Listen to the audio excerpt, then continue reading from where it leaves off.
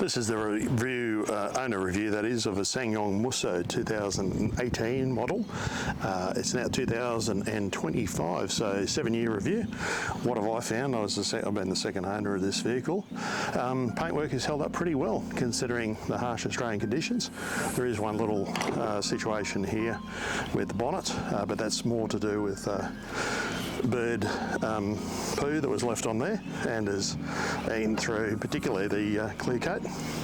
Engine bay, all in good condition mechanically. Haven't had any issues. This car's done 135,000 kilometres, so no mechanical issues. It's really run and starts pretty much every time. So from an engine perspective, no issues there.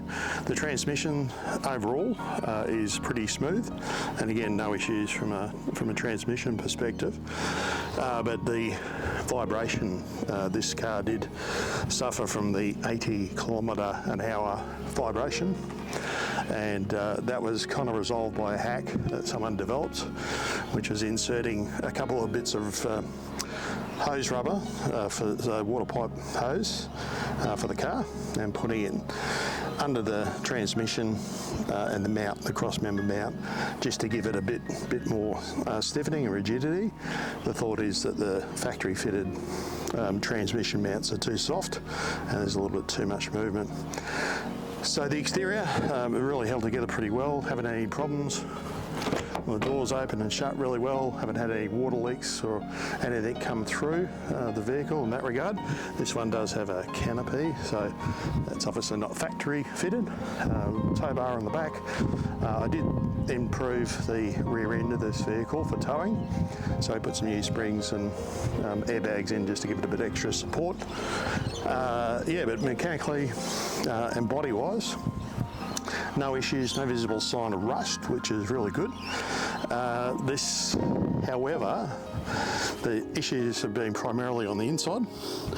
So if you can see up here, this where you put your sunglasses, that snapped and broke.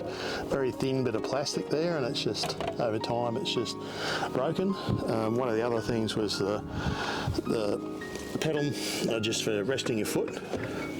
That had sort of broken through, so that's come off and cracked. So it's just sitting there. And the other one, interestingly enough, is the hood release. So it normally should sit in there and have a pivot point. That's just fell out basically and broke. Now all of those, I'm sure you can get parts and replace them, but being a SsangYong, it'll be about 1,000 years for them to get the parts from South Korea. And they're just little trim issues. So the major issue with this vehicle, or the two major issues, the vibration, which has been, in this model, this one, has been alleviated. Not 100% eliminated, but probably about 90% eliminated, so not 100%, but getting there. Or it's as good as we can get, I guess. The other thing is the depreciation of these vehicles is something to really consider. I would suggest to you, having just gone through an exercise of trying to sell this vehicle recently, so it was online on a couple of different sites for about 6 weeks. We had one inquiry, and they wanted to really offer a lowball price for it, and that's it. So very difficult to sell the vehicles. And I've cleaned it, presented it reasonably well. It's been mechanically looked after. It's got a full service history. It's got the upgraded towing pack, etc. But the depreciation on this, so if I was to take the price that was offered for this vehicle, it'd be reflective of depreciation of about 50% in 7 years. So it's up there with some of the luxury vehicles that depreciate, probably like a Range Rover that have shocking depreciation, and some of the Chinese like the LDV utes. So at one point this was the cheapest dual cab ute on any of the Australian sort of websites, like in 2018. in pretty decent condition. Yeah, it's got a few scratches and stuff where the previous owner was using it for trade-related purposes.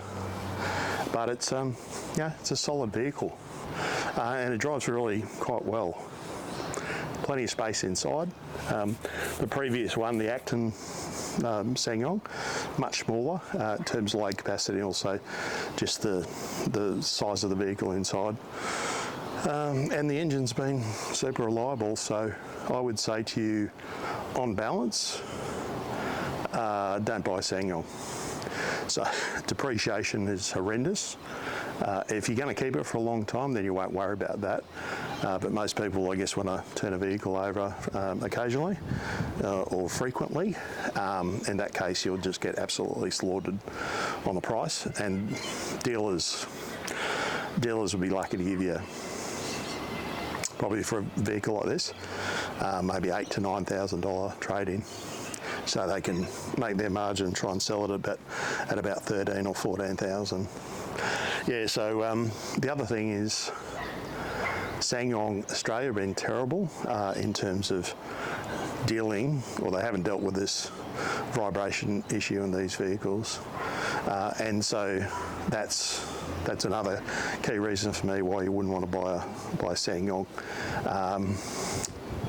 Or I'd recommend you don't buy it and think about another brand that sort of backs their vehicles. Now, all vehicles have problems, but that one was pretty serious, and SsangYong just wouldn't do anything about it. They just wanted to blame the owners for different tyres, different wheels, modifications, blah, blah, blah, every excuse under the sun, instead of actually trying to fix the problem. Now, that probably hasn't helped with the depreciation of these vehicles, because that builds a reputation that they're not well made, and the depreciation then is just going to kill you when it comes times to sell. And that's if you can get anyone to buy it in the first place. Like I said, we had one serious buyer, lots of scam emails. Maybe I should have taken those, but other than that, not one other buyer was interested in the vehicle. So you're going to see the vehicle depreciate quite a lot, and then there's not the buyers out there. So if you had a Toyota or a Mazda, or any of the sort of more common Isuzu dual cab utes, then you'd definitely probably get some buyers. But unfortunately for SsangYong, with its reputation, there's just people just kind of staying away from it, which is unfortunate, because the powertrain, it's not the most powerful, but it drives quite well. It runs really smoothly. It's been incredibly reliable. Doesn't burn any oil in between services. And they've done a lot to improve with the new gearbox, rather than the Australian source gearbox, which was a disaster in the previous model. This runs quite smooth, and it goes reasonably well off-road, but unfortunately that's the reality. So my guidance to you as a 7-year review is that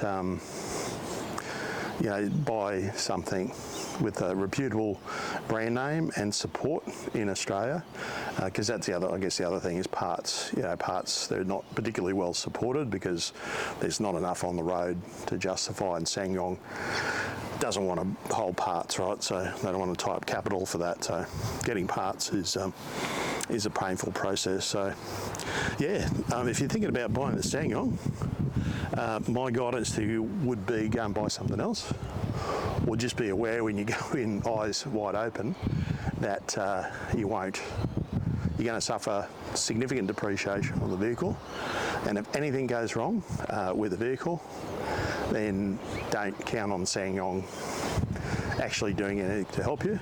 And the 7-year unlimited warranty is not unlimited, it's actually very limited in actuality, because they don't want to do anything to help you out. So that's my review. It's disappointing, because the car itself, if they sorted out the vibration issue, and it doesn't happen with all the Mussos or all the Rextons as I understand it, just some of the lucky people like me who got stuck with them. But it's a good vehicle. It's solid, well built, doesn't rust, runs quite well, and it's pretty good on fuel, as long as you don't drive it aggressively. But if you want to go and sell it or trade it in, it's just abysmal in terms of the return that you get on the vehicle. So that's my review, and I hope you've enjoyed today's video. Thanks for watching.